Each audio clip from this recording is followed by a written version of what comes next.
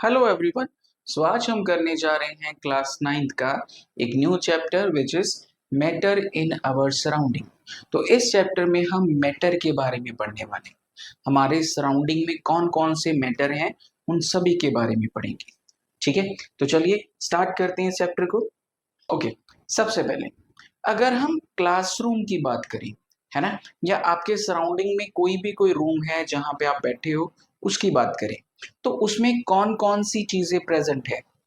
क्या उन सभी का मास है? क्या वो स्पेस ऑक्युपाई कर रही हैं? है ना? क्या वो आपको दिख रही हैं सभी की सभी चीजें? और जो नहीं दिख रही, क्या उनका मास है? तो क्वेश्चन का आंसर है यस, इन सभी का मास है। जो चीजें हमें दिख रही हैं उनका भी, और जो चीजें नहीं दिख रही उनका भी। अब ये कौन सी चीजें नहीं दिख रही? क्या ये भूत है? बिल्कुल नहीं, मैं एयर की बात कर रहा हूँ। तो हमारे सराउंडिंग में एयर भी तो है। क्या उसका मास है? बिल्कुल मास है ना। फॉर एग्जाम्पल, अगर हम बैलून की बात करें, है ना, तो बैलून के अंदर आप एयर को फिल कर लो, है ना, तो क्या उस बैलून का अब मास होगा? बिल्कुल मास होगा। क्या वो स्पेस ऑक्युपाई करेगा? बिल्कुल करेगा। बैलून अकेला तो कुछ नहीं कर सकता था, जब हमने एयर फिल कर दी उसके अंदर तब वो स्पेस ऑक्युपाई करने लगा, तभी उसका मास भी जनरेट हुआ, है ना। तो इन सब का आंसर है फिर यस, कि हमारे सराउंडिंग में जो भी चीजें हैं उनका मास है। ठीक है, चलिए, तो हम यहाँ पे एक एग्जांपल ले रहे हैं क्लासरूम की। तो अगर क्लासरूम की बात करें तो उसमें जो जो भी चीजें हैं उन सभी का मास होगा, है ना। वो स्पेस ऑक्युपाई करेंगी, बिल्कुल करेंगे, स्पेस ऑक्युपाई करेंगी। अच्छा, जो चीजें हमें नहीं दिख रही, है ना, उनका भी मास है ना। तो कहने का मतलब ये हुआ कि जो चीजें हमारे सराउंडिंग में है, जिनकी हम बात कर रहे हैं कि जिनका मास है और वो स्पेस ऑक्युपाई कर रही है, वो सारी की सारी क्या है? मैटर। ठीक है, तो मैटर की सिंपल सी डेफिनेशन है anything which occupy space and which has some mass is called matter. ठीक है, तो मैटर की डेफिनेशन होगी आपकी कि जो चीज स्पेस ऑक्युपाई करे और जिसका मास हो वो मैटर कहलाएगी। ठीक है, चलिए कुछ और एग्जांपल्स देखते हैं।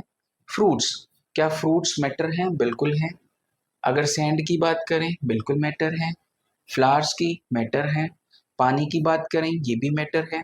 स्काई, अब स्काई मैटर कैसे हो गया? इसमें एयर होगी, इसमें वाटर के वेपर होंगे बादलों में, है ना, तो वो सारी की सारी क्या करेंगी? स्पेस ऑक्युपाई करेंगी। यहाँ पे स्टार्स हैं, गैलेक्सीज हैं, वो भी सारी की सारी क्या करेंगी? स्पेस ऑक्युपाई करेंगी। पेट हो गए हमारे, वो भी स्पेस ऑक्युपाई करेंगे। तो ये सारे के सारे क्या है?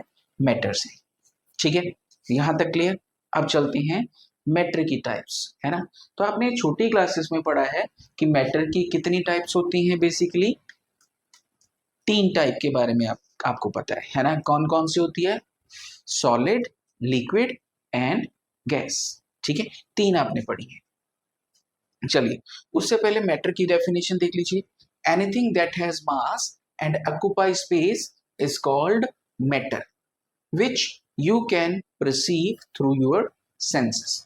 अच्छा, अब यहाँ पे एक और चीज हमने लिख दी यहाँ पे कि जो चीज मास ऑक्युपाई, सॉरी, जिसका मास है और जो स्पेस ऑक्युपाई करे वो मैटर हो गया, है ना। Which you can perceive through senses, अब जिसको आप सेंसेस के थ्रू, आपकी 5 सेंसेस होती ना, उसके थ्रू परसीव कर सकते हो, वो क्या है? मैटर है। ठीक है, चलिए, हम यहाँ पे ये प्रूफ करने की कोशिश कर रहे हैं कि जो एयर है वो मैटर है ना। कैसे प्रूव कर सकते हैं? तो सिंपली आपने क्या करना है, एक हमारे पास यहाँ पे फुटबॉल है, ठीक है, उसका मास कितना है? 1 kg। ठीक है, हमारे पास यहाँ पे फुटबॉल है और उसका मास है 1 kg। ठीक है, हम इसको फिल करने वाले हैं with the help of air. तो जैसे ही हमने इसको फिल किया, उसका मास कितना हो गया? 1.5 kg। इसका मतलब क्या हुआ कि हमने ½ kg की एयर इसमें फिल कर दी। तो इसे क्या पता चलता है? पहले भी वही फुटबॉल था, अब भी वही फुटबॉल है। क्या फिल किया? एयर। एयर की वजह से उसका मास, फुटबॉल का मास इंक्रीज कर गया, तो mass of football has increased due to air. तो हम ये प्रूव कर सकते हैं कि जो एयर है वो उसका मास होता है। ठीक है, चलिए ओके। अब सबसे पहले यहाँ पे वेट के बारे में समझते हैं। आपको मास का मतलब पता है? मास क्या होता है? It is a physical quantity which express the amount of matter in a body. ठीक है, बहुत इंपॉर्टेंट है, आपको याद होना चाहिए। मास क्या है? It is a physical quantity. सबसे पहले ये एक क्वांटिटी है ना? क्वांटिटी क्या होती है? जिसको मेजर कर सकते हैं। It is a physical quantity which express the amount of matter in a body. एक बॉडी में कितने अमाउंट का मैटर है ना, वो क्या होगा? मास। ठीक है, एक बॉडी के अंदर कितना मैटर है, कितना अमाउंट का मैटर है, उसको हम क्या बोलेंगे? उसको बोलेंगे हम मास।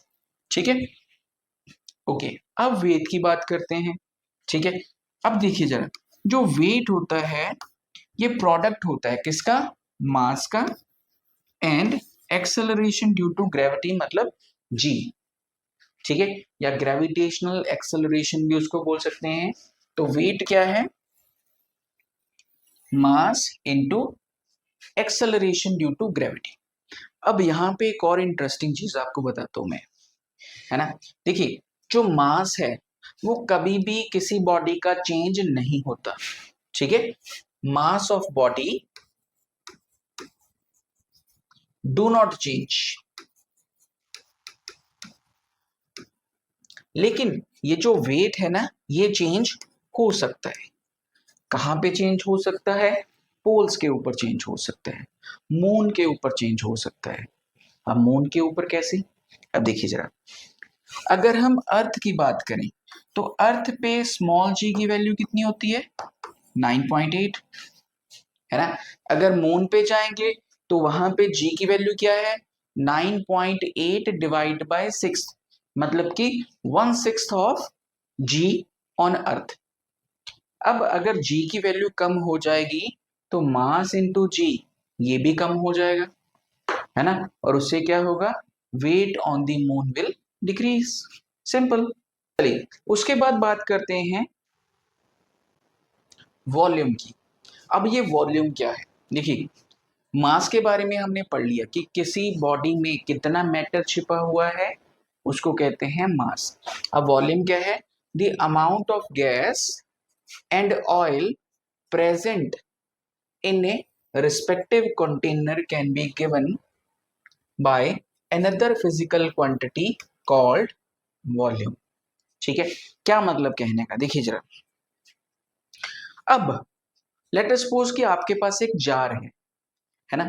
उस जार में आप वाटर को ऐड कर रहे हो, है ना? अब कितना वाटर आप ऐड कर सकते हो उस जार में, वो उसका क्या होगा? वॉल्यूम। आपके पास एक बॉटल है, ठीक है, इस तरह की एक बॉटल है। आप बॉटल के अंदर लिक्विड को फिल करना चाह रहे हो, है ना? अब कितना लिक्विड आपने वहां पे फिल किया, आप इसको मास में थोड़ी मेजर करोगे, है ना? तो कितना लिक्विड फिल किया आपने बॉटल के अंदर, वो क्या होगा? बॉटल का वॉल्यूम। ठीक है, जैसे आप सॉफ्ट ड्रिंक की बोतल लेते हो, है ना? कोई भी सॉफ्ट ड्रिंक की बोतल ले लो आप, ठीक है, वो कितने ml की होती है? 300 ml। तो 300 ml क्या है? उसका वॉल्यूम है। उसमें 300 ml लिक्विड हम डाल सकते हैं। ठीक है, ओके। अब यहाँ पे एक सिलेंडर की एग्जांपल है ना? तो सिलेंडर के अंदर क्या फिल करेंगे? लिक्विड तो करेंगे नहीं, है ना? तो सिलेंडर के अंदर कितनी गैस हम फिल कर सकते हैं, वो क्या होगा? इसका वॉल्यूम होगा। ठीक है, वो क्या होगा? सिलेंडर का वॉल्यूम होगा। ठीक है, the space inside the container, the space inside the container that is occupied by matter is called volume। ठीक है, वो इसका वॉल्यूम कहलाएगा। चलिए, तो जो भी हमारे सराउंडिंग में है, क्या वो मैटर है? बिल्कुल, बिल्कुल। अगर हम हीट की बात करें, क्या वो मैटर है? नहीं। क्या हम लाइट की बात करें, क्या वो मैटर है? नहीं। साउंड की बात करें, क्या वो मैटर है? नहीं। है ना? तो इसका मतलब क्या हुआ? अगर ये मैटर नहीं है तो फिर क्या हुआ? तो ये है एनर्जी की types. Sound energy, light energy, heat energy. तो ये हीट की टाइप्स हैं, ठीक है, सॉरी एनर्जी की टाइप्स हैं। ठीक है, all these are forms of energy. Okay, अब देखिए, कोई भी मैटर होगी जो, है ना, वो कुछ टाइनी पार्टिकल से मिलके बनी होगी, है ना। अब उन टाइनी पार्टिकल्स को हम क्या बोलेंगे? उनको बोलेंगे हम एटम्स या बोलेंगे मॉलिक्यूल्स। ठीक है, कोई भी एटम जो है वो टाइनी पार्टिकल से मिलके बनी हुई है, और उस टाइनी पार्टिकल्स को हम क्या बोलेंगे? एटम्स बोलेंगे, या बोलेंगे उनको मॉलिक्यूल्स। ठीक है, चलिए नेक्स्ट एक्टिविटी देखिए। हम इस एक्टिविटी में ये प्रूव करने की कोशिश कर रहे हैं कि जो मैटर है it is made up of smaller particle, है ना। हमने अभी बोला था कि कोई भी मैटर किससे बनी होती है? मॉलिक्यूल से या एटम से मिलके बनी होती है ना। अब यही चीज को हम प्रूव करने की कोशिश करते हैं कि स्मॉलर पार्टिकल से बनी होती है कोई भी मैटर। ठीक है, तो हमने यहाँ पे क्या किया देखिए जरा। हमने 100 ml बीकर ले लिया, ठीक है, जिसमें वाटर ऐड किया हमने 100 ml। ठीक है, अब उसमें कुछ पोटाशियम परमैंगनेट सोल्यूशन को ऑब्टेन कर लिया। हमें क्या होगा? एक डीप पर्पल सोल्यूशन ऑब्टेन हो जाएगा यहाँ पे, है ना। अब क्या कर रहे हैं? इस सोल्यूशन को, इस सोल्यूशन में से हम थोड़ा सा सोल्यूशन निकाल लेंगे, ठीक है, अप्रोक्सीमेटली 10 ml। ठीक है, 10 ml हम यहाँ से निकाल देंगे। ओके, अब with the help of syringe हमने 10 ml यहाँ से निकाल ली। अब बचा कितना? ये 90 ml। अब ये जो 10 ml हमने लिया, ठीक है, इसको क्या करेंगे? इसको एक टेस्ट ट्यूब में डालेंगे और किसी दूसरे कंटेनर में, ठीक है, जहां पे 90 ml हमारे पास वाटर है उसके साथ मिक्स कर देंगे। ठीक है, 90 ml था वाटर, तो ये कितना हो गया मिलके? पूरा 100 ml, है ना। और जैसे ही 100 ml हुआ, इसका कलर क्या होगा? वो भी पर्पल होगा, है ना। अब दोबारा से हम क्या करेंगे? यहां से 10 ml निकाल लेंगे, आगे वाले में शिफ्ट कर देंगे, तो वहां पे क्या होगा? फिर से जो कलर है वो पर्पल हो जाएगा, लेकिन जो कलर की कंसंट्रेशन है ना, वो थोड़ी थोड़ी कम होती जाएगी। ठीक है, फॉर एग्जाम्पल देखिए जरा, यहाँ पे पर्पल कलर डार्क था, यहाँ पे थोड़ा कम हो गया, और लाइट हो गया, और लाइट हो गया, है ना। तो ऐसा क्या हो रहा है देखो जरा। तो यहाँ पे हम ये कहना चाह रहे हैं कि जो हमने पोटाशियम पर मैग्नेट फर्स्ट वाले बीकर में ऐड किया था, उसके बहुत सारे पार्टिकल थे, है ना। उसने कलर प्रोवाइड किया सोल्यूशन को, 10 ml उसमें से निकाल दिया, नेक्स्ट वाले में डाल दिया, वहां पे भी ये पोटाशियम परमैंगनेट ना जादू दिखाया, वहां पे भी स्प्रेड हुआ, वहां पे भी कलर कौन सा कर दिया? पर्पल। अब वहां से भी निकाला इसको थोड़ा सा 10 ml, आगे वाले में शिफ्ट किया, वहां पे भी पर्पल, आगे वाले में शिफ्ट किया, वहां पे भी पर्पल। मतलब छोटे छोटे पार्टिकल, है ना, मिलके क्या कर रहे हैं? पर्पल बना रहे हैं। तो इसका मतलब क्या है कि जो मैटर है वो बहुत सारे स्मॉलर पार्टिकल से मिलके बनी हुई है, और यहाँ पे जो हम पोटाशियम पर मैग्नेट यूज कर रहे थे, ये भी बहुत सारे टाइनी पार्टिकल से मिलके बना हुआ है। ठीक है, जिससे क्या हो रहा है? जो हमारा कलर है सॉल्यूशन का, वो पर्पल हो जा रहा है। ठीक है, हम ऐसा सोच भी नहीं सकते कि कितने छोटे हैं वो वाले पार्टिकल। ठीक है, चलिए, ये फर्स्ट प्रॉपर्टी होगी कि जो मैटर के पार्टिकल हैं वो बहुत ही स्मॉल होते हैं। ठीक है, दूसरी प्रॉपर्टी पे आइए। Particles of matter have space between them. ठीक है, ओके, जो किसी भी मैटर की अगर बात करें, ठीक है, उनके अंदर जो पार्टिकल्स होते हैं उनके बीच में स्पेस होता है ना। सॉलिड में, लिक्विड हो चाहे गैस हो, सबके बीच में स्पेस होता है। ठीक है, तो यहाँ पे भी हम क्या कर रहे हैं? एक 100 ml वाटर ले रहे हैं किसी बीकर में, है ना। अब उसको क्या कर लिया? मार्क कर लिया यहाँ तक। ठीक है। 100 ml हमने क्या लिया, वाटर लिया, उसको यहाँ तक मार्क कर लिया, या आप ऐसा भी कर ले सकते हो जहां पे मार्किंग हो, ठीक है, कि यहाँ पे 100 ml हमने वाटर लिया, ठीक है। अब उस 100 ml में हम क्या कर रहे हैं, 50 ग्राम शुगर को ऐड कर रहे हैं, ठीक है, कर ली हमने, शुगर ऐड कर ली उसके बीच में। अब शुगर ऐड करने के बाद उसको करेंगे डिसॉल्व, ठीक है। जब डिसॉल्व करेंगे तो क्या देखेंगे हम कि जो क्रिस्टल्स हैं, शुगर के क्रिस्टल्स, वो डिसॉल्व हो जाएंगे और हमें दिखना बंद हो जाएंगे, है ना। 100 ml पहले था, उसके अंदर 50 ग्राम शुगर हमने ऐड कर दिया, है ना। तो क्या उस वाटर का लेवल बढ़ेगा, बताइए, नहीं। अब देखिए उस वाटर का लेवल अभी भी सेम है, तो फिर शुगर कहाँ गई हमारी, है ना। तो फिर शुगर कहाँ गई, तो शुगर ने क्या किया, जो वाटर के पार्टिकल्स के बीच में स्पेस था, उस स्पेस को जाके ऑक्यूपाई कर लिया। तो हम ऐसा बोल सकते हैं कि किसी भी मैटर के अंदर जो पार्टिकल्स होते हैं उनके बीच में स्पेस होता है, ठीक है। तो ये एक्टिविटी से पता चलता है कि जो शुगर के पार्टिकल्स हैं उन्होंने क्या किया, वाटर के पार्टिकल के बीच में जाके स्पेस ऑक्यूपाई कर लिया, ठीक है। इस वजह से इसका जो लेवल है वो नहीं बढ़ा, ठीक है। चलिए सेकेंड प्रॉपर्टी आपको क्लियर होगी, ठीक है। फर्स्ट हमने क्या पढ़ी कि जो मैटर के पार्टिकल्स होते हैं बहुत ही टाइनी साइज के होते हैं। दूसरा हमने क्या पढ़ा, the particles of matter have space between them, ठीक है। चलिए नेक्स्ट प्रॉपर्टी पे आते हैं। Particles of matter are continuously moving, ठीक है, कि जो पार्टिकल्स होते हैं मैटर के, है ना, वो हमेशा मूव करते रहते हैं। हमने तो देखे नहीं कभी ऐसे, देखिए कि चेयर उड़ के इधर उधर चल गई है, चेयर के पार्टिकल उड़ गए, ऐसा हुआ कभी, नहीं हुआ। तो चलिए देखते हैं कि ऐसा हो सकता है या नहीं हो सकता। तो चलिए, तो देखिए जरा, हम क्या कर रहे हैं, पोटाशियम पर मैग्नेट के पार्टिकल्स को वाटर के पार्टिकल के साथ मिक्स करने की कोशिश करते हैं। अब उनको जो मिक्स करना है वो हमने स्टिर करके मिक्स नहीं करना, अपने आप उसको मिक्स करने दो, है ना।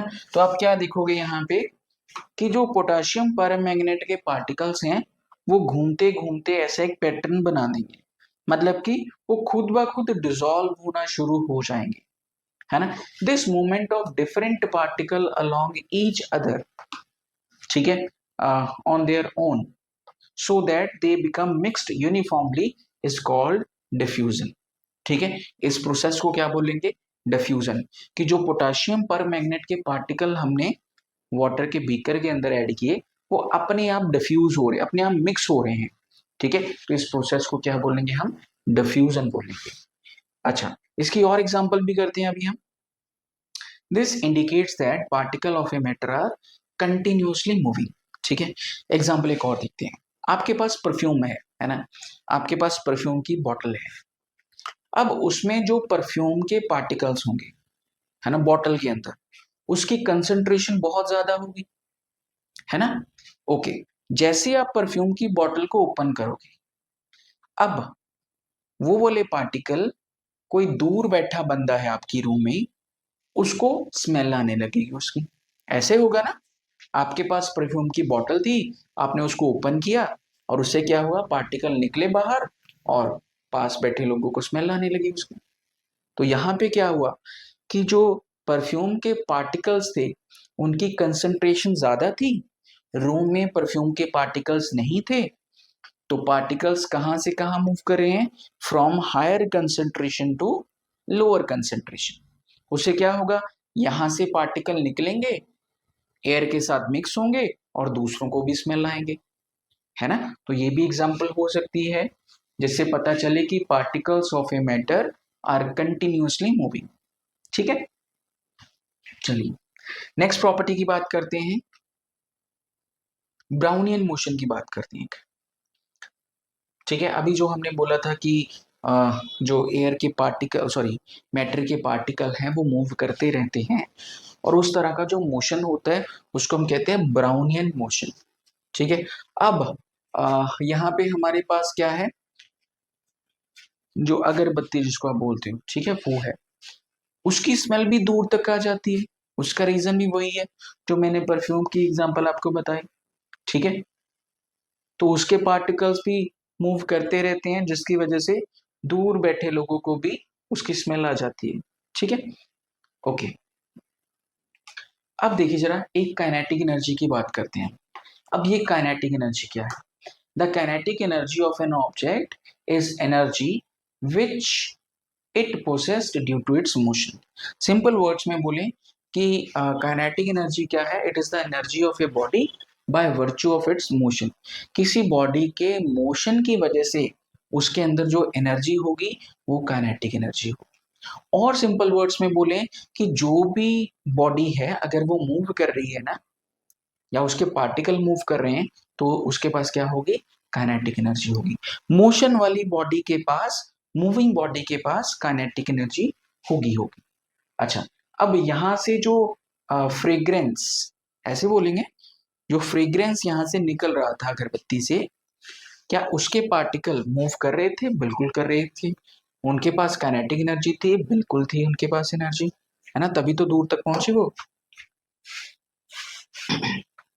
ओके, अब वो कैसे पहुंची? उस मोशन को कहते हैं ब्राउनियन मोशन, ठीक है। ब्राउनियन मोशन देखिए एक रैंडम मोशन होता है पार्टिकल का, ठीक है। उसको देखा किसने था सबसे पहले? Robert brown. तो उन्हीं के नाम के ऊपर ब्राउनियन मोशन पड़ा, ठीक है। The best evidence of existence and movement of particle in a liquid can be explained by Brownian motion, ठीक है। चलिए, अब ब्राउनियन मोशन देखिए। He suspended extremely small pollen grains in water, ठीक है। उसने क्या किया? पोलन ग्रेन्स को वाटर के अंदर सस्पेंड कर दिया। अब वो जो पोलन ग्रेन्स थे ना, वो देखिए जरा उनका मोशन, यहां से स्टार्ट किया, इस डायरेक्शन में गए, फिर टकरा के इस डायरेक्शन में आ गए, फिर ऐसे गए, फिर ऐसे, फिर ऐसे, मतलब रेंडमली किसी भी डायरेक्शन में वो मूव कर रहे हैं। तो इस तरह का जो मोशन है उसको हम क्या बोलेंगे? ब्राउनियन मोशन, ठीक है। ब्राउनियन मोशन, ठीक है, कि रेंडमली पार्टिकल कभी इस डायरेक्शन में जा रहा है, फिर इस डायरेक्शन में, फिर ऐसे, फिर ऐसे। तो इस तरह का जो मोशन होगा उसको हम क्या बोलेंगे? ब्राउनियन मोशन बोलेंगे, ठीक है। माइक्रोस्कोप की हेल्प से हम ये पोलन ग्रेन्स वाला जो ब्राउनियन मोशन है या जिगजैग वे है, इसको हम देख सकते हैं, ठीक है। मतलब इस तरह का ब्राउनियन मोशन होता है, यू कैन सी हियर, ठीक है, इस तरह का।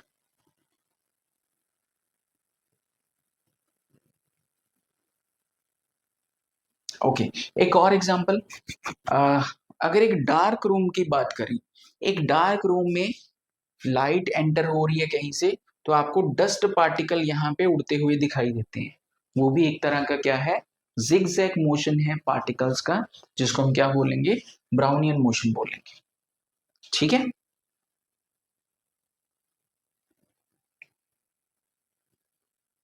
Okay, Brownian motion increase on increasing the temperature. अगर टेम्परेचर को बढ़ा दिया जाए तो ये ब्राउनियन मोशन भी बढ़ जाएगा, ठीक है। The diffusion and Brownian motion are the two process which provide best evidence for the motion of particle in a matter, ठीक है। Motion of particles in a matter, उसके लिए ब्राउनियन मोशन और दूसरा डिफ्यूजन, ये बेस्ट एग्जांपल्स हैं, ठीक है। चलिए नेक्स्ट देखिए, प्रॉपर्टीज ऑफ मैटर, डिफ्यूजन, ठीक है। नेक्स्ट प्रॉपर्टी की बात करते हैं डिफ्यूजन की। वैसे हम कर ही चुके हैं डिफ्यूजन की, ठीक है, जहां पे क्या हो रहा है कि हायर कंसेंट्रेशन वाला पार्टिकल लोअर कंसेंट्रेशन में जाके डिफ्यूज हो रहा है, ठीक है। तो चलिए, यहाँ पे हमारे पास क्या है? एक जार है, ठीक है, ग्लास जार है, जिसमें हमने क्या किया? ब्रोमीन वेपर यहाँ पे की ऐड की, ठीक है, ब्रोमाइन वेपर ऐड किए, रेड ब्राउन कलर की। ओके, अब एक दूसरा जार हमने लिया, ठीक है। अब इस दूसरे ग्लास जार को क्या करेंगे? इसके ऊपर इन्वर्ट कर देंगे, ठीक है, कुछ इस तरह से इन्वर्ट कर दिया। Okay, the red brown vapours of bromine spread out another glass jar containing air. ठीक है, अब यहां से जो वेपर हैं वो इस ग्लास जार में जाना शुरू हो जाएंगे, है ना। अच्छा, तो इससे हमें क्या पता चला? The upper glass jar which contain colourless air it also turns red brown. यहाँ पे तो पहले एयर थी, है ना, इसमें रेड ब्राउन वेपर थे ही नहीं, है ना। तो ये जो एयर के वेपर हैं वो भी रेड ब्राउन हो चुके हैं, है ना। तो इस प्रोसेस को हम क्या बोलेंगे? डिफ्यूजन।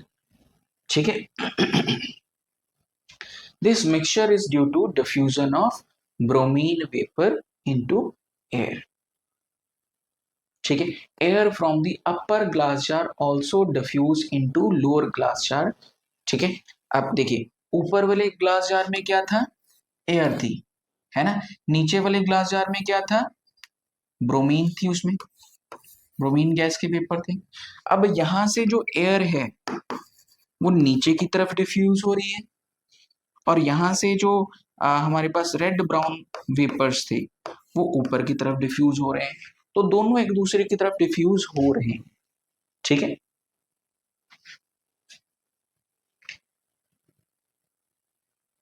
तो डिफ्यूजन क्या है? तो diffusion is based upon the motion of its particle. Diffusion is fastest in gases and slowest in solid. ठीक है, सॉलिड के केस में डिफ्यूजन आप देखोगे ही नहीं, बहुत ही कम है, रेयर है, होती नहीं है। The rate of diffusion increase on increasing the temperature. पहले हम बात कर चुके हैं कि डिफ्यूजन का रेट बढ़ जाता है जब हम क्या करते हैं? टेम्परेचर को इंक्रीज कर देते हैं।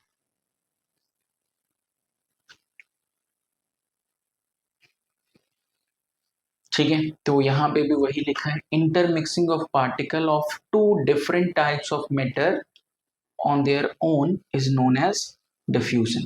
ठीक है, जब कहीं पे पिज्जा बन रहा होता है ना, या खाना बन रहा होता है, तो उसकी स्मेल आपको दूर से ही पता चल जाता है कि ये चीज बन रही है ना। तो ये भी क्या है? डिफ्यूजन है।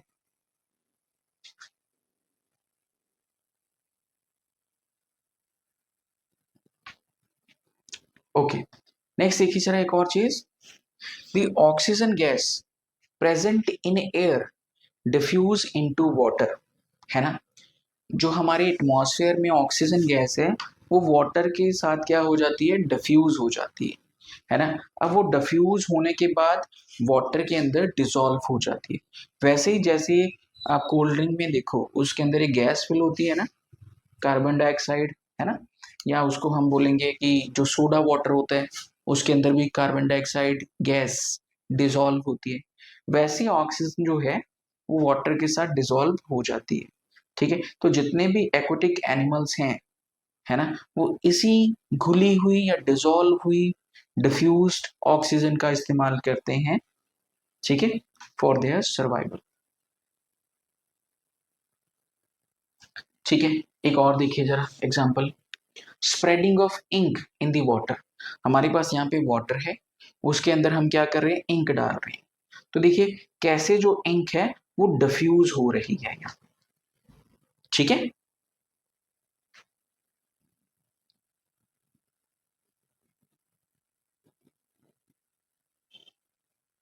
The smell of perfume already discuss कर चुके हैं हम। ठीक है, चलिए नेक्स्ट प्रॉपर्टी की बात करते हैं, the particles of a matter attract each other. ठीक है, जो मैटर के पार्टिकल होते हैं वो एक दूसरे को अट्रैक्ट करके रखते हैं। ठीक है, चलिए देखते हैं कैसे। ओके, अब यहाँ पे देखिए हमारे पास कुछ एग्जांपल्स हैं। सबसे पहले चौक की एग्जांपल लेते हैं। ठीक है, चौक, उसके बाद आयरन नेल, और उसके बाद आइस क्यूब। ठीक है, ओके, अब पहले हम चौक को उठाएंगे, है ना, और इसको किसी हैमर की हेल्प से ऐसे ब्रेक करने की कोशिश करेंगे। ठीक है, तो क्या होगा? जो चौक है वो ब्रेक हो जाएगा ना। अब आयरन नील है, उसको ब्रेक करने की कोशिश करेंगे, वो ब्रेक नहीं होगी। आइस क्यूब को ब्रेक करेंगे, वो भी ब्रेक हो जाएगी। ठीक है, तो इसका मतलब क्या हुआ कि जो चौक के अंदर पार्टिकल थे उन्होंने भी एक दूसरे को ट्रैक्ट करके रखा था, है ना, तभी वो चौक बना। उसके अंदर क्या होंगे? टाइनी पार्टिकल्स पाउडर फॉर्म में, है ना, उन्होंने अट्रैक्ट करके रखा था। आइस के अंदर भी यही था, वाटर के जो पार्टिकल हैं उन्होंने एक दूसरे को अट्रैक्ट किया था, और आयरन नेल के केस में भी सेम यही था, है ना। लेकिन हुआ क्या यहाँ पे, जब चौक के ऊपर हमने हैमर से सॉरी हैमर से उसको पीटा, ठीक है, तो चौक को जब हमने हैमर की हेल्प से हिट किया तो वो पार्टिकल अलग अलग हो गए। इसका मतलब क्या था, जो होल्डिंग पावर थी between the particles it was less, कम थी, है ना। हैमर उसको सह नहीं कर पाया, हैमर का मतलब फोर्स सह नहीं हुआ उनसे, वो अलग अलग हो गए। आइस के केस में भी ऐसा हुआ, जो पार्टिकल्स थे वो अलग अलग हो गए, है ना, उनके बीच में जो बॉन्ड थे वो ब्रेक हो गए। आयरन एल के केस में ऐसा नहीं हुआ, है ना। तो इसका मतलब क्या हुआ कि आयरन नेल के अंदर जो पार्टिकल थे उनके बीच में स्ट्रॉन्ग फोर्स ऑफ अट्रैक्शन थी, ठीक है, जो अलग नहीं हो पाए, ठीक है। Okay, the force of attraction is maximum in the particles of solid matter and minimum in the gaseous matter. अब जो सॉलिड होते हैं, वैसे तो ये भी सॉलिड है, ये भी सॉलिड है, ये भी सॉलिड है ना, लेकिन ये ज्यादा ही कुछ सॉलिड है। तो सॉलिड के अंदर जो पार्टिकल्स होते हैं, है ना, उनके बीच में फोर्स ऑफ अट्रैक्शन ज्यादा होती है, ठीक है, और गैसियस के केस में सबसे कम।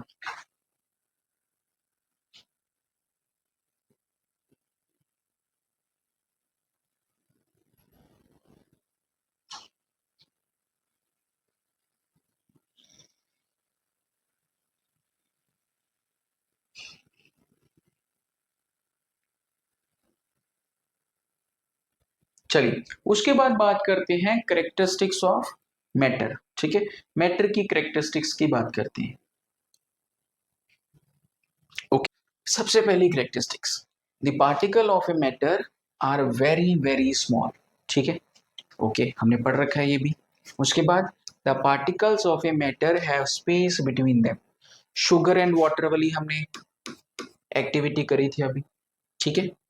उसके बाद the particles of a matter are constantly moving as temperature rises, particles move faster, ठीक है। हमें ये भी पढ़ा था अभी कि टेम्परेचर बढ़ा दे तो जो रेट ऑफ डिफ्यूजन है वो इंक्रीज हो जाती है ना। The particles of a matter attract each other, ठीक है, जो पार्टिकल्स के सॉरी मैटर के जो पार्टिकल हैं वो एक दूसरे को अट्रैक्ट करके रखते हैं। नेक्स्ट बात करते हैं स्टेट्स ऑफ मैटर की, ठीक है। तो सबसे पहले जो हमारे पास स्टेट ऑफ मैटर है वो है सॉलिड, उसके बाद लिक्विड, देन गैस, ठीक है। तो ये तीन हमारे पास बेसिक स्टेट्स ऑफ मैटर हैं। Apart from that there are two more states, वो कौन कौन सी है देखिए जरा।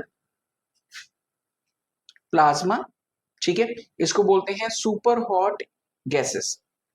The matter which is present at very high temperature like sun, ठीक है, ऐसा मैटर जो बहुत ही हाई टेम्परेचर पे है जैसे कि सन, उसको हम बोलते हैं प्लाज्मा, ठीक है। उसके बाद हमारे पास जो फिफ्थ स्टेट है उसको हम बोलते हैं बोस आइंस्टाइन कंडेंसेट, ठीक है। The artificially created state of matter which is at very low temperature, एक जो स्टेट है बहुत ही हाई टेम्परेचर पे है, दूसरी जो है बहुत ही लो टेम्परेचर पे है, आर्टिफिशियली क्रिएट की गई, ठीक है। चलिए अब सॉलिड लिक्विड एंड गैस इसके बारे में डिटेल में बात करते हैं। तो सबसे पहले सॉलिड की बात करते हैं। जो सॉलिड का स्ट्रक्चर होता है ना वो कुछ इस तरह का होता है, ठीक है। क्या होता है देखिए जरा, एक पार्टिकल, दो पार्टिकल, तीन पार्टिकल। अब ये जितने भी पार्टिकल हैं इनके बीच में जो स्पेस होता है वो बहुत ही कम होता है, ठीक है। The space between the particle is very small, the space between particle is least, मतलब बड़े सिस्टमेटिक वे में पैक्ड होते हैं पार्टिकल्स सॉलिड में, ठीक है। दूसरी प्रॉपर्टी की बात करें अगर उनके बारे में, the force of attraction between the particle is maximum, क्योंकि पार्टिकल पास पास हैं, है ना, तो उनके बीच में जो फोर्स ऑफ अट्रैक्शन है वो भी क्या होगा, ज्यादा होगा। उसके बाद third, the kinetic energy of particle is least. अब ये काइनेटिक एनर्जी लीस्ट क्यों है? क्योंकि पार्टिकल वाइब्रेट तो करना चाह रहे हैं लेकिन स्पेस कम है, तो उसकी वजह से वो कम मूव कर रहे हैं, कम वाइब्रेट कर रहे हैं। इसकी वजह से उनके पास जो काइनेटिक एनर्जी है वो क्या है? कम है। ठीक है, okay. The particles of a solid are closely packed together, they can not move. ठीक है, वो मूव नहीं कर सकते। उसके बाद प्रॉपर्टीज की बात करें, ठीक है, तो सॉलिड का डेफिनेट शेप होता है और उनका वॉल्यूम भी कुछ ना कुछ होता है। ठीक है, स्पेस भी ऑक्यूपाई करती है, जैसे बुक है, ठीक है, ये स्पेस भी ऑक्यूपाई कर रहा है, इसका वॉल्यूम भी है, ठीक है, इसकी बाउंड्रीज भी हैं। बाउंड्रीज इंडिकेट करने का मतलब ये है हमारा कि ये स्पेस ऑक्यूपाई कर रहा है। उसके बाद अगर वार्डरोब की बात करें, ठीक है, तो इसकी भी डेफिनेट शेप है, ठीक है, और इसका भी कुछ ना कुछ वॉल्यूम होगा, है ना। उसके बाद जो सॉलिड्स होते हैं दे आर ऑलमोस्ट इनकम्प्रेसिबल। ठीक है, मतलब उनको कंप्रेस नहीं किया जा सकता। जैसे वार्डरोब थी, अब उसको कंप्रेस करके बताओ, हो जाएगी? बिल्कुल भी नहीं होगी वो कंप्रेस।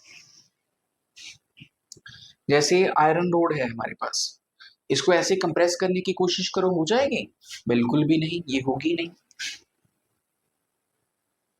ठीक है, वॉल्यूम जो है उनका वो चेंज नहीं होगा, ठीक है, किसी भी आउटसाइड फोर्स के साथ।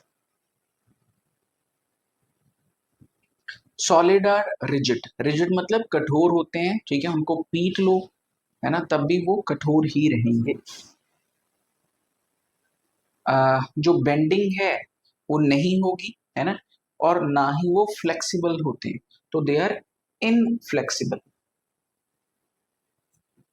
जैसे यहाँ पे वुड है, स्टील है, स्टोन है, ये सभी के सभी सॉलिड है ना, और इनका वॉल्यूम भी है, डेफिनेट शेप भी है, इनकम्प्रेसिबल है, ये रिजिड है।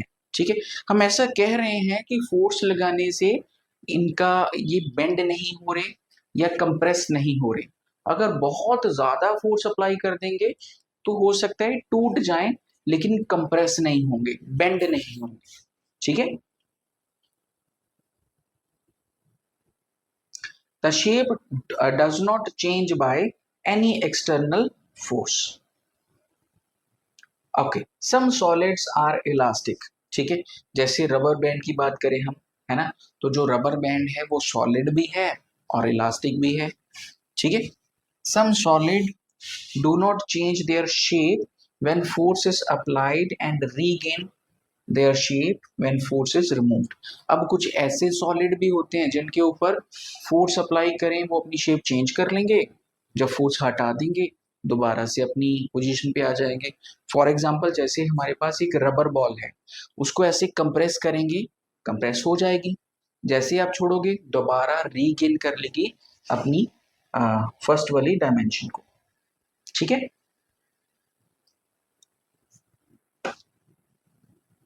ओके, जैसे क्ले है, डॉ है, ठीक है,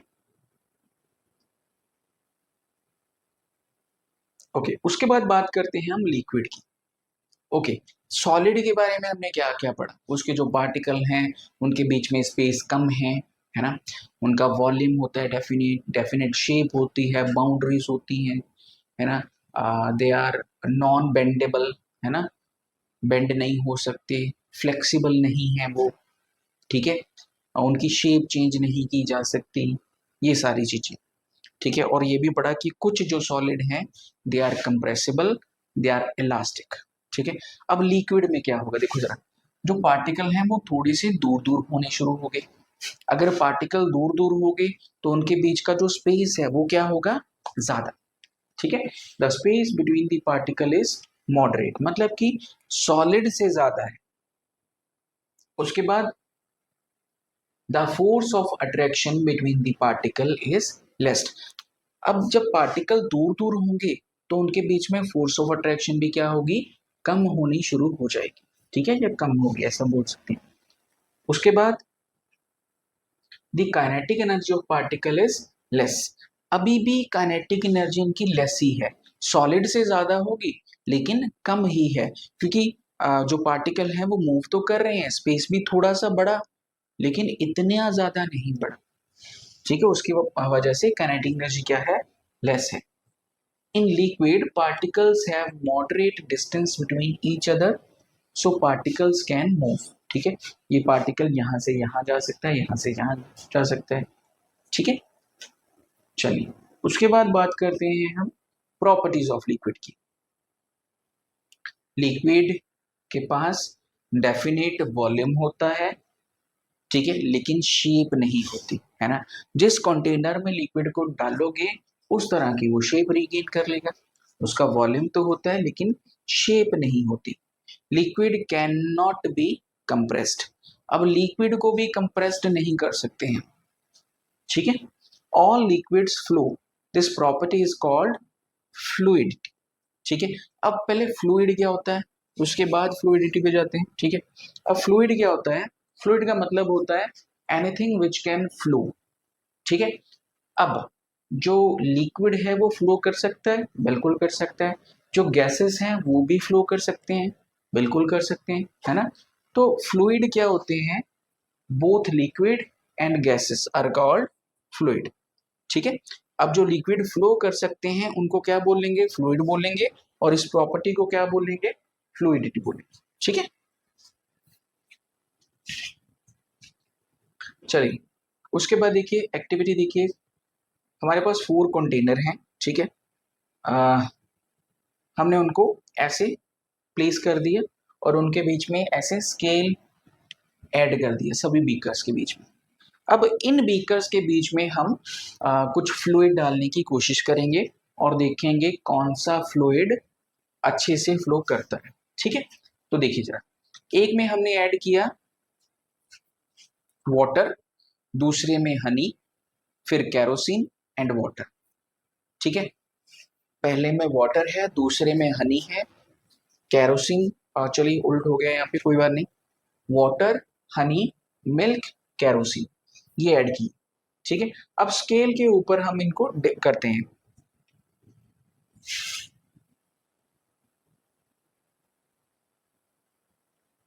ठीक है। अब देखिए जरा, तो हमने इन फ्लूइड्स को फ्लो करने देते हैं। अब जरा ध्यान से देखिए कौन सा लिक्विड जल्दी फ्लो कर रहा है और कौन सा कम। हनी सबसे लास्ट में फ्लो करा, ऐसे हुआ ना। बाकी सारे फ्लूइड जो थे वो फ्लो करके, वाटर, मिल्क, कैरोसिन, ये फ्लो करके नीचे पहुंच गए, लेकिन जो हनी था वो सबसे लास्ट में फ्लो हुआ। दोबारा से देखिए जरा एक बार,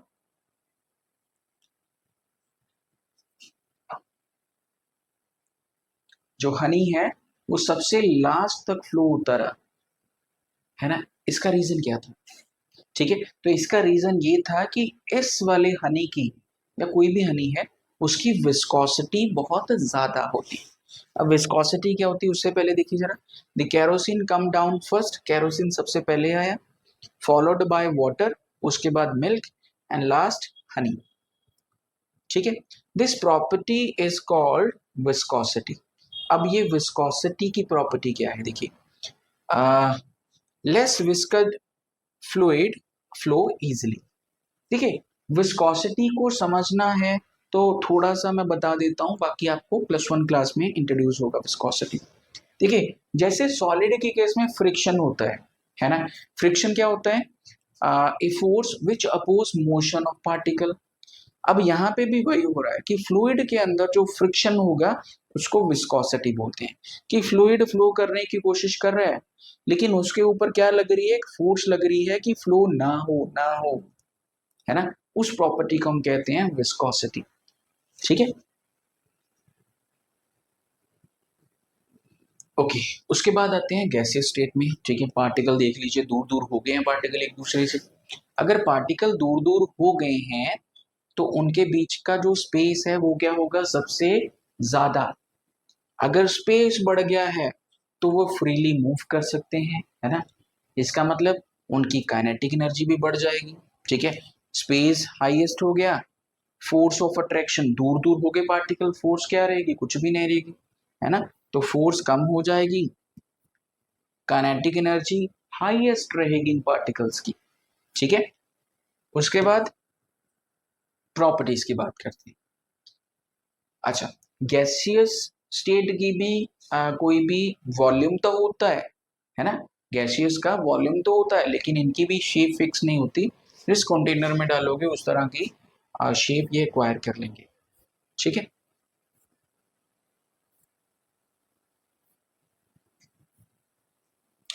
Okay, the smell of delicious pizza can be felt from distance due to किस वजह से कि जो गैसेस हैं वो भी फ्लो कर सकती हैं। दे शो प्रॉपर्टी ऑफ फ्लूइडिटी। मैंने पहले ही आपको बता दिया कि गैसियस स्टेट भी फ्लो करती है ना। तो ये भी एक तरह के क्या हुए, फ्लूइड ही हैं ये, because the particles are continuously moving, ठीक है।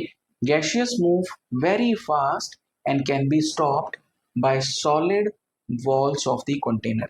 अब देखिए, इस तरह का सिलेंडर आपने घर में देखा होगा, है ना। इसके अंदर गैस फिल करी होती है ना, एलपीजी गैस।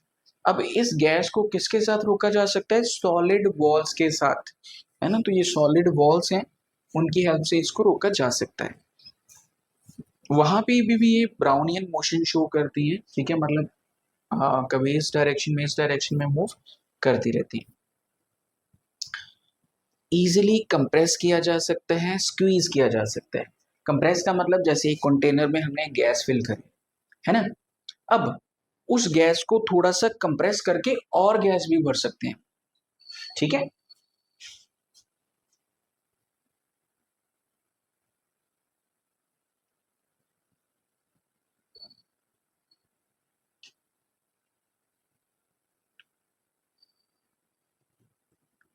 चलिए उसके बाद, अच्छा अब तीनों के बीच में डिस्टिंग्विश करते हैं, सॉलिड लिक्विड गैस के बीच में, ठीक है। सबसे पहले solid liquid gas all can diffuse, सभी डिफ्यूज हो सकते हैं, है ना। रेट ऑफ डिफ्यूजन किसकी हाईएस्ट होगी, liquid is higher than solid, ठीक है। उसके बाद this is because liquid state the particle move freely and they have greater space between them, ठीक है। तो उनके बीच में स्पेस ज्यादा होती है, दैट्स व्हाई।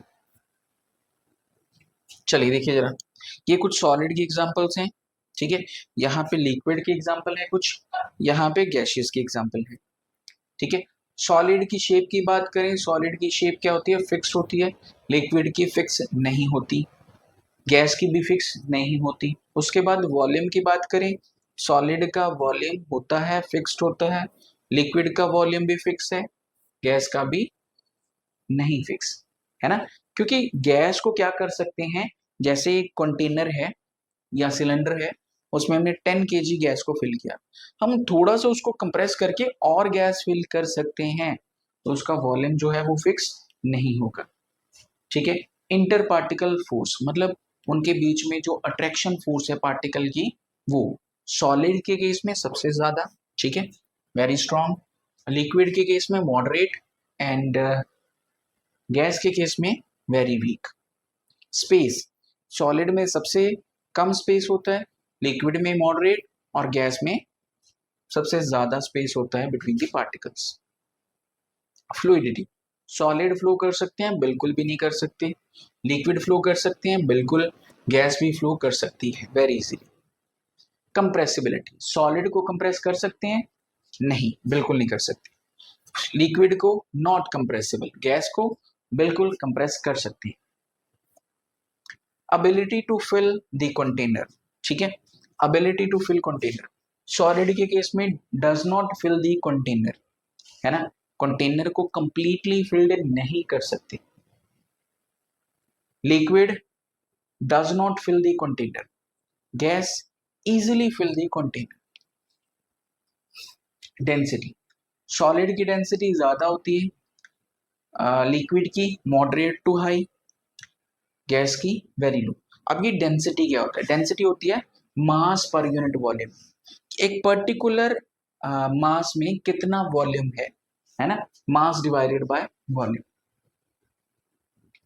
नेक्स्ट बात करते हैं चेंज ऑफ स्टेट। ठीक है, स्टेट को कैसे चेंज कर सकते हैं, उसके बाद काइनेटिक थ्योरी ऑफ मैटर की बात करेंगे। ठीक है, सबसे पहले अगर हम बात करें आइस की, तो क्या हम आइस को कन्वर्ट कर सकते हैं वाटर में? बिल्कुल कर सकते हैं। आइस को थोड़ी सी हीट प्रोवाइड करें, वाटर में कन्वर्ट हो जाएगा। थोड़ी और हीट प्रोवाइड करें, स्टीम में कन्वर्ट या गैसेस फॉर्म में कन्वर्ट हो सकता है ना। ओके, अब इसको रिवर्स में सोचते हैं। क्या जो गैस के पार्टिकल हैं उनको ठंडा करने पे वो सॉलिड में कन्वर्ट हो सकते हैं? बिल्कुल हो सकते हैं। लिक्विड को ठंडा करने पे वो सॉलिड बन सकते हैं? बिल्कुल बन सकते हैं, है ना। तो मतलब हम स्टेट को हम चेंज कर सकते हैं। अच्छा, स्टेट चेंज जब होती है तो पार्टिकल्स के बीच में ऐसा क्या होता है? ठीक है, चलिए देखिए, द फेज और state of matter can change when the temperature change, है ना। अभी हमने वही बात करी। ठीक है, each addition of energy creates change in state. देखिए, जब आइस थे हमारे पास, हमने उसको क्या किया, हमने हीट प्रोवाइड करी, मतलब heat is a kind of energy. हमने एनर्जी प्रोवाइड करी, है ना। एनर्जी बढ़ाने से उसकी स्टेट क्या होगी, चेंज होगी, है ना। जैसे सॉलिड को एनर्जी प्रोवाइड करी, वो क्या बन गए, लिक्विड बन गए। लिक्विड को एनर्जी प्रोवाइड करेंगे, क्या बन गए, गैस बन गए, है ना। As the temperature rise, matter moves to the more active state. Okay. The change in the state of matter is governed by kinetic theory of matter, है ना। अब ये kinetic theory of matter क्या है, देखिए जरा। The space between the particles, the force of attraction between the particles, the kinetic energy of the particles। ठीक है, कहने का मतलब ये हुआ कि जो स्टेट चेंज हो रही है ये किन किन चीजों पे डिपेंड कर रही है, कि पार्टिकल्स के बीच में स्पेस कैसा है, force of attraction between the particle कितनी है, काइनेटिक एनर्जी ऑफ पार्टिकल, ठीक है, ये कितनी है।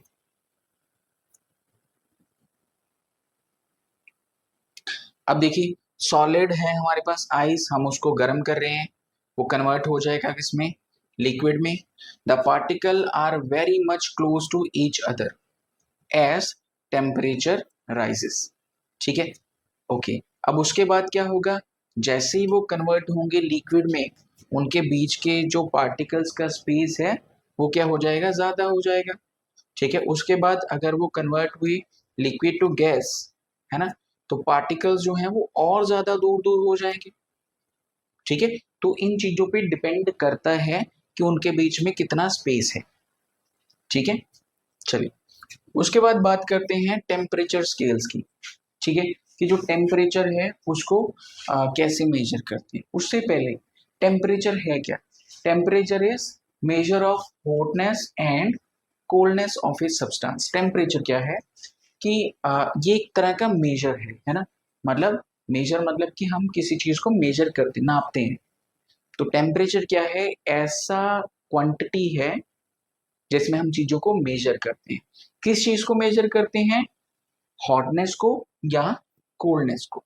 ठीक है, किसी भी सब्सटेंस की कोल्डनेस या हॉटनेस को जो जिसमें मेजर करते हैं उसको हम क्या बोलते हैं, टेम्परेचर बोलते हैं। ठीक है, टेम्परेचर को 3 स्केल में मेजर कर सकते हैं। कौन कौन सा, सेल्सियस, केल्विन, फ़ारेनहाइट। ठीक है, ये 3 साइंटिस्ट हैं, इनके नाम पे उनकी स्केल है। ठीक है, ओके। सबसे पहले केल्विन स्केल की बात करते हैं। The temperature at which gas is cooled to obtain zero volume. ठीक है, तो केल्विन स्केल क्या है, the temperature at which gas is cooled to obtain zero volume. ठीक है, मतलब इसको एब्सोल्यूट जीरो भी बोल सकते हैं, कि इस टेम्परेचर पे अगर गैस को कूल किया जाए तो उसका वॉल्यूम कितना होगा, zero. Such a volume and below are not practically possible to obtain. ठीक है, इस तरह का जो वॉल्यूम है, ठीक है, and below are not practical possible to obtain. Hence, all temperatures are positive. Kelvin to Celsius कैसे कन्वर्ट करते हैं? देखिए, हमारे पास अगर कोई सब्सटेंस है, ठीक है, वो दे रखा है सेल्सियस में, ठीक है, सेल्सियस में दे रखा है, तो सेल्सियस को हमने कन्वर्ट करना है किसमें? केल्विन में। तो क्या करेंगे? जैसे देखिए हमारे पास दे रखा है 20 सेल्सियस दे रखा है, ठीक है, तो 20 सेल्सियस को मैं केल्विन में कन्वर्ट करना चाहता हूँ, तो मैं क्या करूंगा? सिंपली इसमें 273 ऐड कर दूंगा, ठीक है, तो ये ऐड करने के बाद कितना बना? 293, तो ये क्या हो जाएगा हमारा? केल्विन में, ठीक है।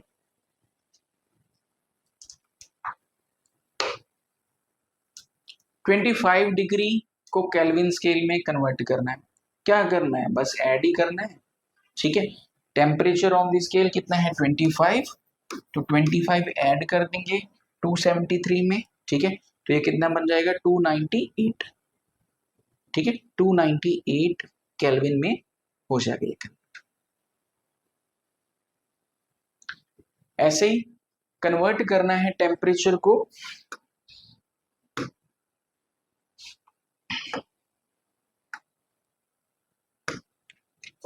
कन्वर्ट करना है हमें टेम्परेचर को कितने में? 300 केल्विन टू सेल्सियस में कन्वर्ट करना है। अब देखिए जरा, फॉर्मूला तो वही है हमारे पास, केल्विन स्केल, ठीक है, फॉर्मूला वही है, केल्विन स्केल किसके इक्वल होता है? Temperature on Celsius scale plus 273। अब हमारे पास ये दे रखा है 300, तो क्या करेंगे? 273 को इस साइड पे ले आएंगे, वो माइनस में हो जाएगा, है ना, तो ये क्या बनेगा? देखिए इसकी वैल्यू हमारे पास ये रखी है 300, ये हमें पता करनी है, यहीं पे रख दो 273 को इस तरफ लेके आओ, ये माइनस कर दो, माइनस करने के बाद कितना आ जाएगा? 27 डिग्री सेल्सियस। नेक्स्ट हम बात करते हैं इंटर कन्वर्जन ऑफ स्टेट्स। क्या जो स्टेट्स हैं, लिक्विड, गैस, सॉलिड, क्या ये इंटर कन्वर्टिबल होती हैं? ठीक है, देखिए जरा, सबसे पहले अगर सॉलिड को मेल्ट करें, है ना, उस प्रोसेस को क्या बोलते हैं? फ्यूजन, ठीक है, उस प्रोसेस को हम बोलते हैं फ्यूजन। सॉलिड को लिक्विड में कन्वर्ट करना, उस प्रोसेस को बोलेंगे फ्यूजन, ठीक है, ओके। लिक्विड को गैस में कन्वर्ट करना, उसको बोलेंगे बॉइलिंग या बोलेंगे इवेपोराइजेशन, ठीक है, ओके। गैस को, सॉरी, सॉलिड को डायरेक्ट गैस में कन्वर्ट करना, उस प्रोसेस को बोलेंगे सब्लिमेशन, ठीक है, सॉलिड को डायरेक्ट गैस में करना, सब्लिमेशन। गैस को कूल डाउन करके लिक्विड में कन्वर्ट करना, कंडेंसिएशन, ठीक है, ओके। उसके बाद लिक्विड को सॉलिड में कन्वर्ट करना, फ्रीजिंग, ठीक है। तो जरा इस टेबल को ध्यान से देखिए। सबसे पहले सॉलिड को हम लिक्विड में कन्वर्ट करते हैं, क्या बोलते हैं उसको? मेल्टिंग या फ्यूजन। लिक्विड को गैस में कन्वर्ट करते हैं, बॉइलिंग, इवेपोराइजेशन, ठीक है। उसके बाद सॉलिड को हम डायरेक्टली कन्वर्ट कर सकते हैं गैस में, उस प्रोसेस को क्या बोलते हैं? सब्लिमेशन। गैस को डायरेक्टली लिक्विड में कन्वर्ट कर सकते हैं, कंडेंसिएशन, ठीक है। लिक्विड को सॉलिड में कन्वर्ट कर सकते हैं, उसको क्या बोलेंगे? फ्रीजिंग। क्या गैस को भी सॉलिड में कन्वर्ट कर सकते हैं? बिल्कुल कर सकते हैं, उस प्रोसेस को भी हम सब्लिमेशन ही बोलेंगे, ठीक है, okay. Effects of change of temperature. देखिए, solid to liquid, ice cube की एग्जांपल लो, मेल्ट करो उसको, ठीक है, वो कन्वर्ट हो जाएगा, ठीक है। तो सॉलिड टू लिक्विड की अगर बात करें मेल्टिंग की, the process in which solid substance change into liquid on heating is called melting और फ्यूजन, ठीक है।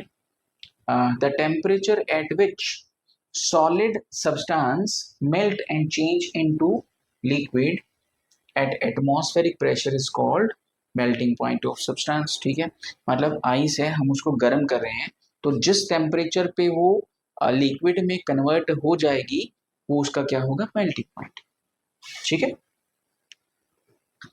The melting point of solid is a measure of the force of attraction between the particles, वही बात, ठीक है।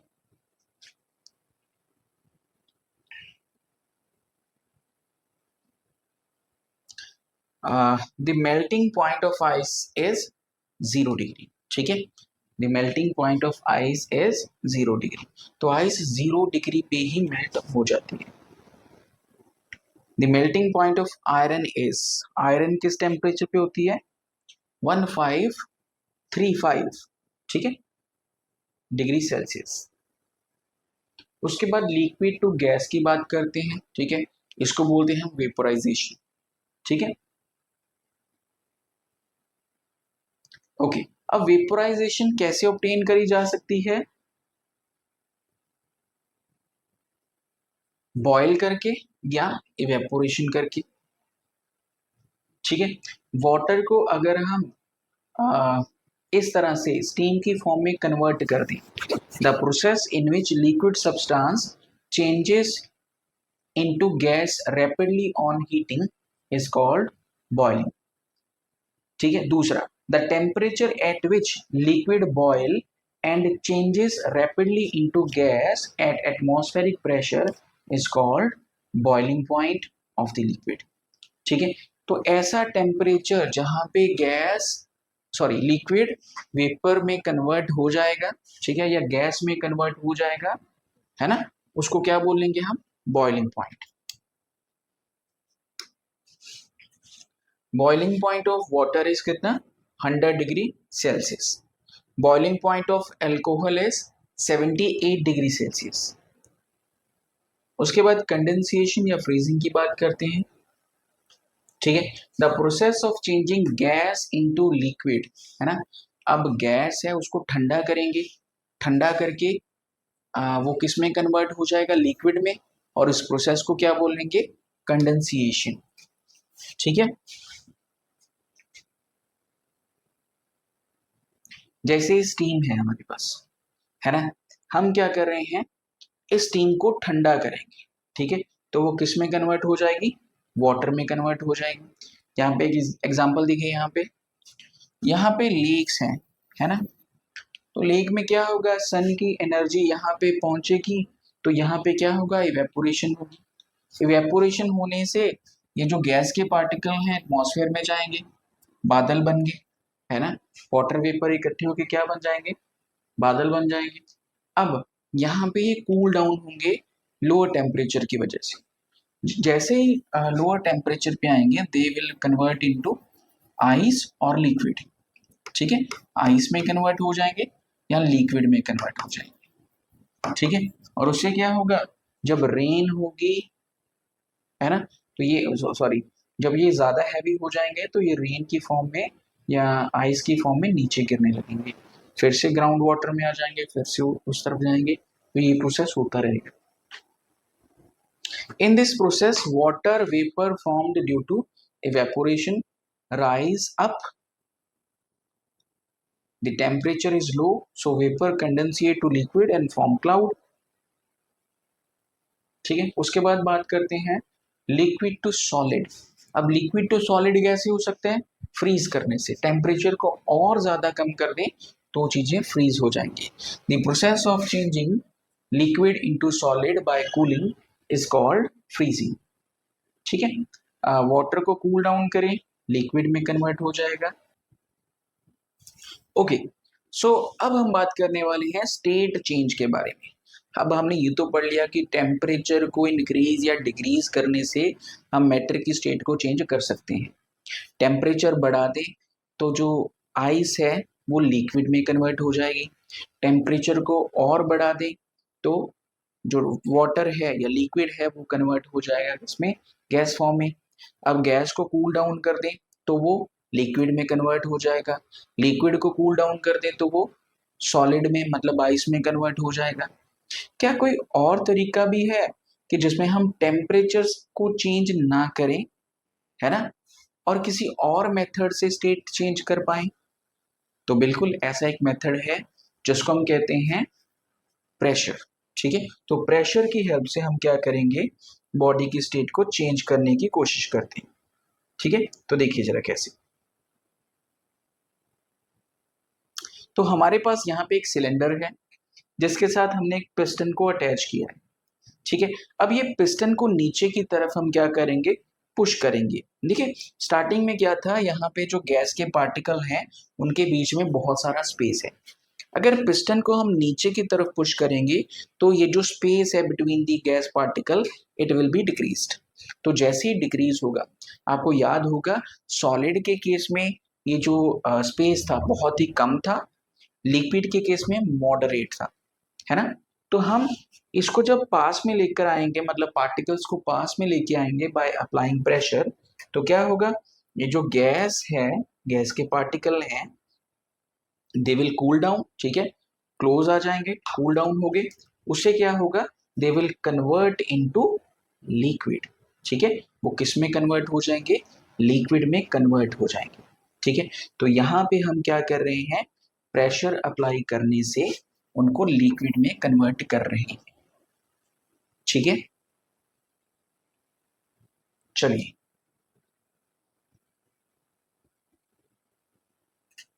Okay. अब यहाँ पे कुछ और चीजें भी हैं, देखिए जरा। Applying pressure and reducing temperature can liquefy gases. Example उसकी है कार्बन डाइऑक्साइड। ठीक है, तो कार्बन डाइऑक्साइड में भी ऐसा ही होता है।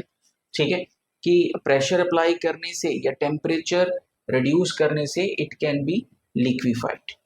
ठीक है, ओके। अब देखिए, on applying pressure and decreasing temperature carbon dioxide solidified. अब आपने ड्राई आइस के बारे में सुना है, ड्राई आइस। अब ये ड्राई आइस क्या है, ठीक है, जो ड्राई आइस होती है ना, ये सॉलिड फॉर्म में CO2 होती है। This is CO2 in solid form. ठीक है, अब ये सॉलिड फॉर्म में, हमने तो सुना था कि CO2 गैस है, सॉलिड फॉर्म में कहां से आ गई, तो सेम मेथड से हम क्या कर रहे हैं, CO2 को कंप्रेस कर रहे हैं। ठीक है, और क्या कर रहे हैं, उसका टेम्परेचर क्या हो रहा है, लोअर डाउन हो रहा है कंप्रेस करने से, और करते करते वो कन्वर्ट हो जा रही है किसमें, सॉलिड में। ठीक है, तो इस प्रोसेस में भी हम क्या कर रहे हैं, प्रेशर की हेल्प से जो CO2 गैस है उसको सॉलिडिफाई कर रहे हैं। ठीक है, कुछ इस तरह की ड्राई आइस होती है। यहाँ पे आपको धुआं नजर आ रहा है। देखिए यहाँ पे जो धुआं नजर आ रहा है उसमें क्या हो रहा है, जो ड्राई आइस है वो क्या हो रही है, कन्वर्ट हो रही है दूसरी स्टेट में। ठीक है, ओके। अब चलते हैं सब्लिमेशन के बारे में। सब्लिमेशन हमने पढ़ा था अभी थोड़ी देर पहले कि जब सॉलिड को डायरेक्ट कन्वर्ट करते हैं गैस की फॉर्म में, that process is known as sublimation. ठीक है, चलिए, तो सॉलिड को डायरेक्ट गैसेस में कन्वर्ट करते हैं, उस प्रोसेस को कहते हैं सब्लिमेशन। देखिए, the change of state directly from solid to gas without changing into liquid state and vice versa is called sublimation। अगर गैस को कन्वर्ट करें सॉलिड में तब भी ये सब्लिमेशन ही कहलाएगा। ठीक है, ओके।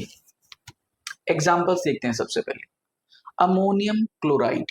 ठीक है, तो जो अमोनियम क्लोराइड है ये भी डायरेक्ट गैस में कन्वर्ट हो सकता है।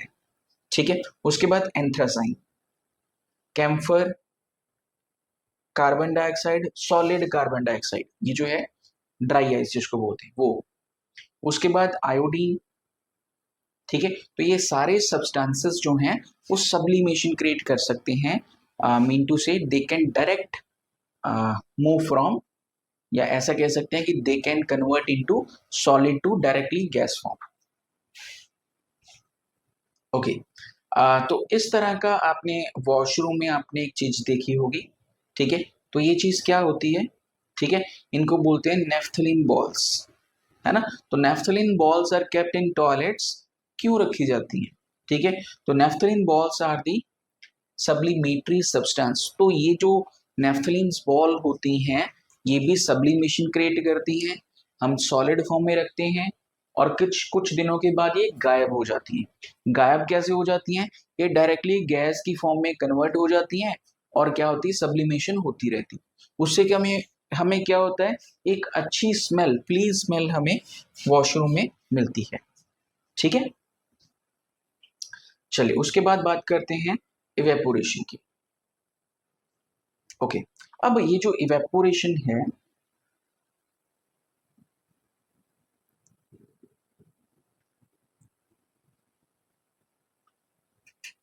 अच्छा इवेपोरेशन क्या है? सबसे पहले देखिए, अगर पानी को गर्म करें 100 डिग्री सेल्सियस पे, तो वो क्या होगा, वो बॉयल करने लगेगा, है ना, बॉयल करने लगेगा। ओके, अगर वो 100 डिग्री सेल्सियस तक ना पहुंचे, है ना, मतलब उससे पहले ही पानी को हम गर्म कर रहे हैं, तो आपको उसके बीच में से कुछ वेपर उड़ते हुए दिखाई देते हैं, है ना, उसी को कहते हैं इवेपोरेशन। तो इवेपोरेशन क्या है? एक प्रोसेस है in which liquid get converted into gaseous form at any temperature below boiling point। मतलब कि ऐसा जरूरी नहीं है कि वाटर का बॉइलिंग पॉइंट 100 डिग्री सेल्सियस है तो उसी टेम्परेचर पे इवेपोरेशन स्टार्ट होगी। नो, इस टेम्परेचर पे स्टार्ट होती है बॉइलिंग। ठीक है, इस टेम्परेचर पे बॉइलिंग स्टार्ट होती है। तो इससे जो पहली टेम्परेचर है जहां पे हम लिक्विड को गर्म कर रहे हैं, वहां पे कौन सा प्रोसेस होता है? इवेपोरेशन का। ठीक है, जहां पे लिक्विड कन्वर्ट होता है किसमें? वेपर फॉर्म में, even at room temperature and normal air pressure. ठीक है, okay, the process of evaporation. अब देखिए जरा, इवेपोरेशन के प्रोसेस में क्या होता है, ये जो अपर लेयर होती है ना, लिक्विड की जो अपर लेयर होती है, ये इन कांटेक्ट में आती है हीट की, ऐसा बोल सकते हैं। ठीक है, देखिए जरा, ऊपर वाली जो लेयर है वहां पे क्या है? High energy molecules.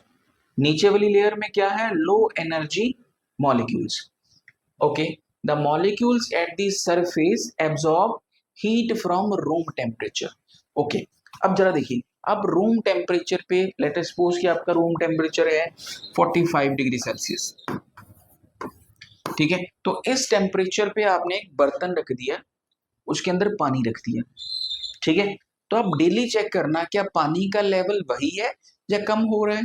तो आप देखोगे कि पानी का लेवल कम हो रहा है ना, पानी का लेवल कम हो रहा है। तो उससे क्या पता चलता है कि जो पानी है वो रूम टेम्परेचर पे भी इवेपोरेट हो रहा है। ठीक है, अच्छा, इवेपोरेशन की प्रोसेस में ये जो आउटर सरफेस है, यही वाला सारा का सारा काम करता है। It get expose to the surrounding. ठीक है, जिसमें कुछ हीट होती है। ठीक है, by the means of heat ये इवेपोरेट होना शुरू हो जाता है। ठीक है, देखिए यहाँ पे इसके वेपर बनते हैं, हीट गेन करके फ्रॉम द रूम और एनी अदर सब्सटेंस। ठीक है, तो उसे ये वेपराइज होना शुरू हो जाता है। तो उसके बाद क्या होगा, ये जो नेक्स्ट लेयर है इसकी बारी, ये हीट के इन कांटेक्ट में आएगा रूम की, और उसके बाद ठीक है इवेपोरेट हो जाएगा।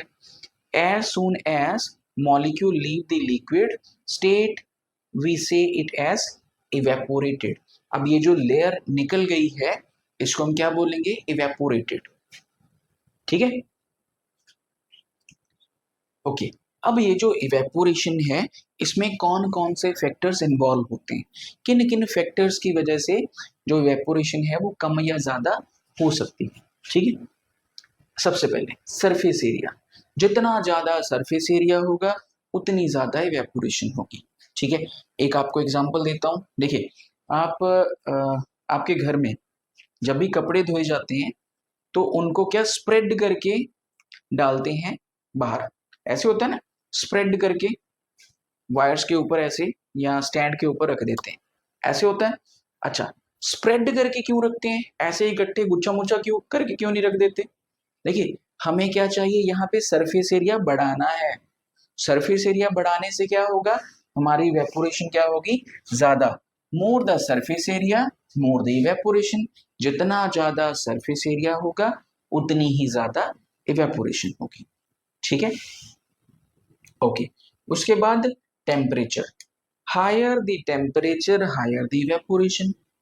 ये तो आपको पता ही है, रूम में वही कपड़े आप गीले रख दो ऐसे फैला के, या बाहर धूप में रख दो, कहाँ पे जल्दी सूखेंगे, बाहर धूप में, है ना। तो वहां पे क्यों, क्योंकि वहां टेम्परेचर ज्यादा होगा, तो जितना ज्यादा टेम्परेचर उतनी ही ज्यादा इवेपोरेशन। उसके बाद ह्यूमिडिटी। ठीक है, अब ये ह्यूमिडिटी क्या होती है, देखिए humidity is the amount of water vapour present in the air. ठीक है, ह्यूमिडिटी क्या होती है कि एयर में कितने वाटर वेपर प्रेजेंट है। ठीक है, जैसे अगर हम बात करें आ, तो कई बार ऐसा होता है कि एयर में बहुत ज्यादा ह्यूमिडिटी होती है ना, बहुत ज्यादा ह्यूमिडिटी होती है ना। इन रेनी डेज खास करके, है ना, रेनी डेज में एयर में बहुत ज्यादा मॉइस्चर होता है। इन दैट डेज जो हमारी इवेपोरेशन है वो कम हो जाएगी।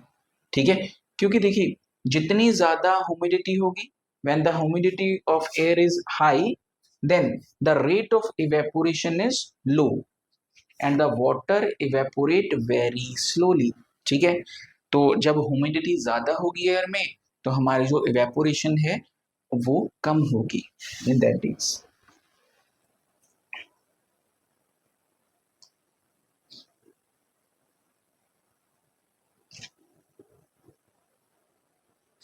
मोर ह्यूमिडिटी लेस इवेपोरेशन। उसके बाद विंड स्पीड, है ना। अच्छा, अब विंड स्पीड का भी आपको पता है कि अगर विंड स्पीड ज्यादा होगी तो जो इवेपोरेशन है वो ज्यादा होगी, अगर विंड स्पीड कम है तो इवेपोरेशन भी कम होगी। कपड़े बाहर आप डालें आपने, है ना, या छत पे डालें, अगर बहुत अच्छी हवा चल रही है तो इवेपोरेशन अच्छी होगी, है ना। अगर नहीं हवा चल रही तो इवेपोरेशन कम होगी। ठीक है, तो ये फैक्टर्स हैं कुछ, surface area, temperature, humidity and wind speed, इनके ऊपर डिपेंड करता है हमारा इवेपोरेशन। ठीक है, more the wind speed more the evaporation. Okay, उसके बाद बात करते हैं examples of boiling and evaporation. Okay, देखिए आप ऐसे, ओके, अब आपने देखो क्या किया आपने, चलिए और देखते हैं कुछ। हमारे पास यहाँ पे दो एग्जांपल्स हैं, यहाँ पे कपड़े रखे हैं, ठीक है, उनको स्प्रेड करके रखा है, और बाहर ओपन स्पेस में स्प्रेड करके रखा है। ठीक है, इनमें से कौन जल्दी ड्राई होगा। ठीक है, यहाँ पे कुछ कपड़े रखे हैं, यहाँ पे कुछ कपड़े रखे हैं धोने के बाद, रूम में और ओपन स्पेस में, कौन जल्दी जो है सूख जाएंगे, मतलब किनमें से वाटर जल्दी इवेपोरेट होगा। अब देखिए यहाँ पे कौन कौन से फैक्टर हो सकते हैं। सरफेस एरिया वाला फैक्टर यहाँ पे है, बिल्कुल कि हमने कपड़ों को स्प्रेड करके डाला है। ठीक है, बाहर कौन कौन से फैक्टर है, स्प्रेड करके डाला है, बिल्कुल डाला है। बाहर धूप होगी, टेम्परेचर होगा, बिल्कुल होगा, दूसरा फैक्टर। तीसरा फैक्टर, बाहर जो एयर है ना, उसकी स्पीड ज्यादा है, उड़ते हुए दिखाई दे रहे हैं, है ना। ठीक है, ये भी है। अगर धूप है तो ह्यूमिडिटी भी कम होगी, है ना। तो इन चार फैक्टर्स में ये जो कपड़े हैं यहाँ पे जल्दी ड्राई हो जाएंगे, यहाँ पे भी हो जाएंगे, लेकिन यहाँ पे रेट ऑफ इवेपोरेशन कम होगा। ठीक है, विंड स्पीड की बात करते हैं, रेट ऑफ इवेपोरेशन, ये सारे पॉइंट्स हमने डिस्कस कर लिए। ओके, अब एक और एग्जांपल देखिए जरा यहाँ पे। ओके, देखिए एक रेनी डे की बात कर रहे हैं। ठीक है, तो रेनी डे में यहाँ पे सड़क है, सड़क पे यहाँ पे एक पडल है। ठीक है, तो पडल में क्या हो रहा है, देखिए पानी इकट्ठा हो रखा है यहाँ पे पडल में, है ना, और बाकी रोड पे भी है पानी, लेकिन इतना ज्यादा नहीं है। ओके, नेक्स्ट डे जब रेनफॉल नहीं है, उस दिन क्या हुआ, ये जो पडल था ना, पडल में अभी वाटर है, गड्ढे में वाटर है, लेकिन बाकी जो रोड है वो सूख चुकी है। क्या रीजन हो सकता है इसका देखिए जरा। अब पडल का जो सरफेस एरिया था वो ज्यादा नहीं था, सरफेस एरिया कम था as compare to road. Road का सरफेस एरिया ज्यादा था जिसकी वजह से वहां पे इवेपोरेशन ज्यादा हुई। यहाँ पे सरफेस एरिया कम था तो इवेपोरेशन क्या हुआ, कम हुआ। ठीक है, तो यहाँ पे साइज या सरफेस एरिया की बात हो रही है। ठीक है, ओके। उसके बाद why do we pour hot tea in a saucer. अच्छा, आपने देखा होगा कि हम इस तरह की डिश में, है ना, कई बार चाय पीते हैं जब बहुत ज्यादा गर्म होती है। तो क्या रीजन हो सकता है उसका? देखिए, हम बेसिकली चाय का सरफेस एरिया बढ़ाते हैं। ठीक है, सरफेस एरिया बढ़ने से क्या होगा, इवेपोरेशन जल्दी होगी, है ना, और वो क्या हो जाएगी, ठंडी हो जाएगी और हम उसको आराम से पी सकते हैं। ठीक है, simple. More the surface area more the evaporation. Okay, तो वेपोराइजेशन क्या है? Change of state from liquid to gas. Vaporisation दो तरह की हो सकती है, बॉइलिंग एंड इवेपोरेशन।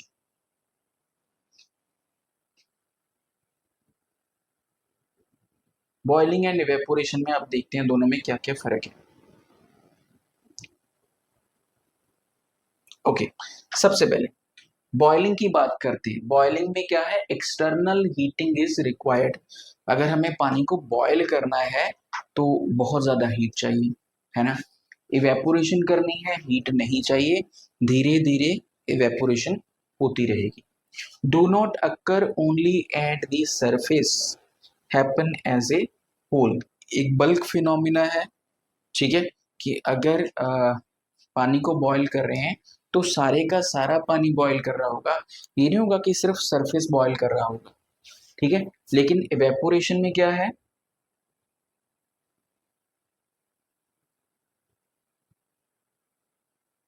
ये एक सरफेस फिनोमिना है। ठीक है, सरफेस पे ही होती है सिर्फ इवेपोरेशन। ओके, बॉइलिंग डिपेंड करती है किस किस फैक्टर्स के ऊपर? नेचर ऑफ लिक्विड, लिक्विड कैसा है। ठीक है, इवेपोरेशन डिपेंड करती है किस पे? नेचर ऑफ लिक्विड, वो भी इस पे करती है। हीटिंग टेम्परेचर पे डिपेंड करता है बॉइलिंग। इवेपोरेशन सरफेस एरिया पे डिपेंड करता है, विंड स्पीड पे करता है, टेम्परेचर पे, ह्यूमिडिटी पे। ठीक है, एग्जाम्पल इसकी क्या होगी, बॉइलिंग ऑफ वाटर, वहां पे ड्राइंग ऑफ क्लोथ्स। चलिए उसके बाद बात करते हैं एग्जाम्पल ऑफ इवेपोरेशन। ओके, तो आपने देखा होगा कि जो मटका या अर्थन पोट जिसको बोलते हैं, वो समर में पानी को ठंडा रखते हैं, है ना। क्यों? देखिए उसका रीजन। तो इस तरह का कुछ मटका होता है, ठीक है। अच्छा, तो इस पे क्या होता है, इसके सरफेस के ऊपर छोटे छोटे से पोर्स होते हैं वो, ठीक है, large number of tiny pores होते हैं इसकी वॉल्स के ऊपर। तो वहां से क्या होता है कि जो पानी है वो बाहर निकलता रहता है। अच्छा, some of the water continuously ooze from the these pores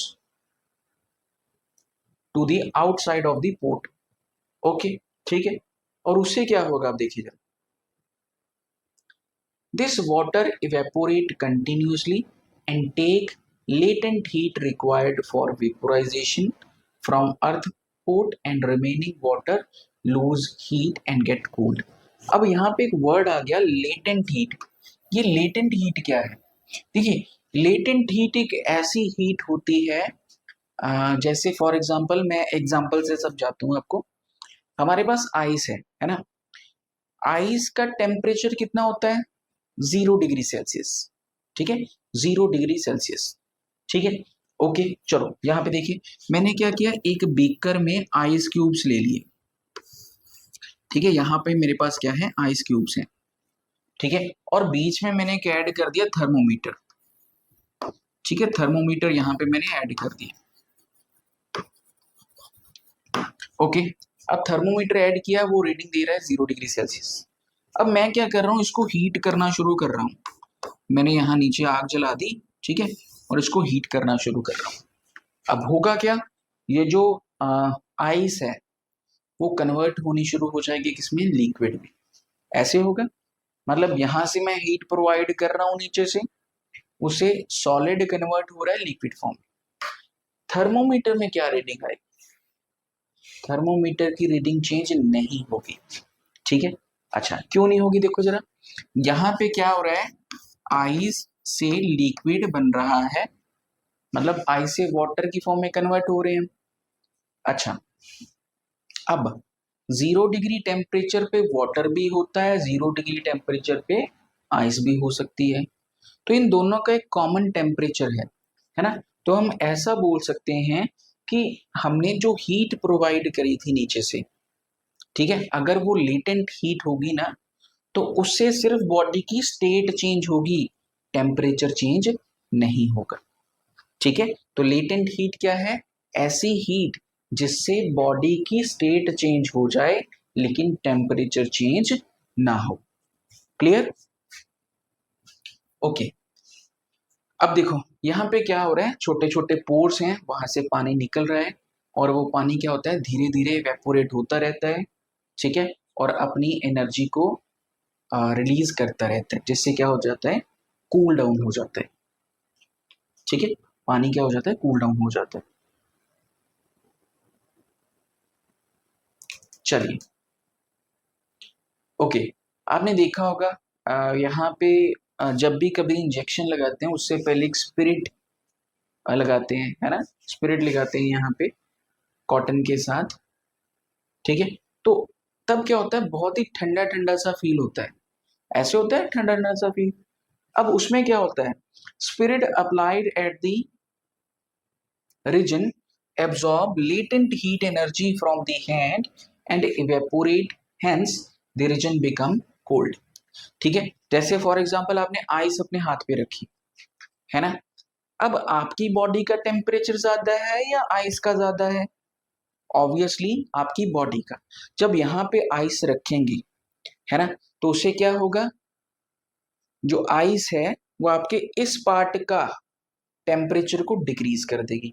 कैसे डिक्रीज कर देगी, देखो जरा, ये पार्ट गर्म है, आइस ठंडी है ना, तो क्या होगा, ये जो हैंड है ना, इसकी जो हीट है वो क्या हो जाएगी, इवेपोरेट हो जाएगी, क्या हो जाएगी, इवेपोरेट हो जाएगी।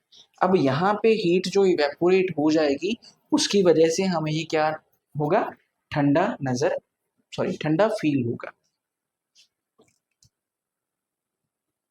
ठीक है। तो latent heat from our hand evaporate, है ना, हमारे हाथ की जो हीट है वो इवेपोरेट हो जाएगी और उससे क्या होगा, हमें ठंडा फील होगा। Why do we see water droplets on the surface of bottle containing cold water? आपने देखी है इस तरह की, ठीक है, आप सॉफ्ट ड्रिंक पीते हो उसमें भी ऐसा होता है।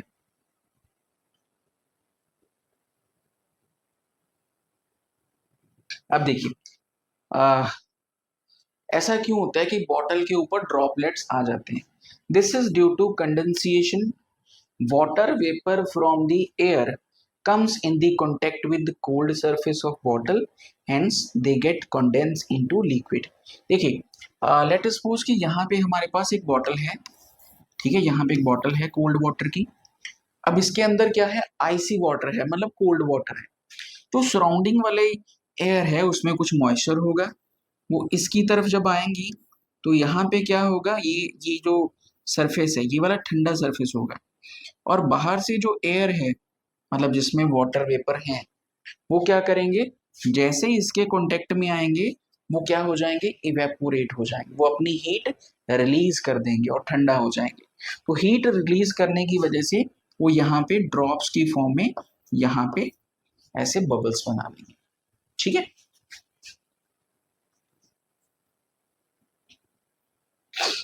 Why should we wear cotton clothes in the summer, अब कॉटन क्लोथ क्यों पहनने चाहिए समर्स में, ठीक है। तो देखिए समर्स में क्या होता है, we perspire more due to mechanism of our body which keep us cool, ठीक है।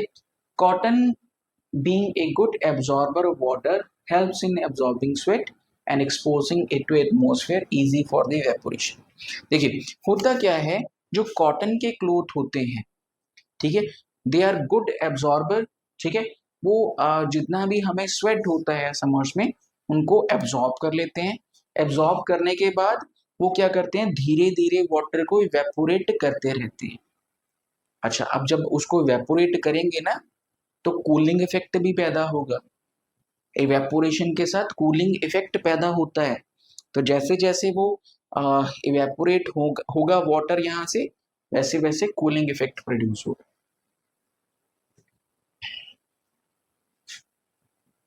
ठीक है, तो इसी के साथ ये चैप्टर यहीं पे फिनिश होता है। ठीक है, तो अगर कोई भी आपको डाउट लगे इस चैप्टर में तो प्लीज कमेंट सेक्शन में लिखिए। ठीक है, थैंक यू।